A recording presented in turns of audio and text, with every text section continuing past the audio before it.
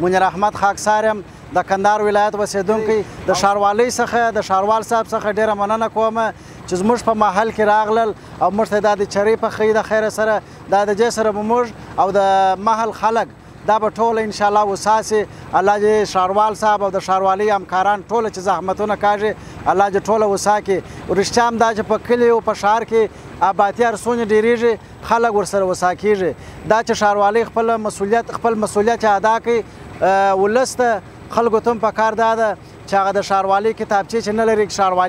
ښاروالۍ ته ولاړ شي خپلې کتابچې جوړې کړي او خپل د کتابچې هغه کم محصولات خو ډېر نه دي هغه بیا هغه لږ اندازه هغه خپل تحویل کړي د خیره سره دا به ښاروالۍ هغه وخت پرمختګ کولی سي چې ولس همکار یې ورسره نو دوستانو دا چې په عمومي سړک باندې هم کار شروع دی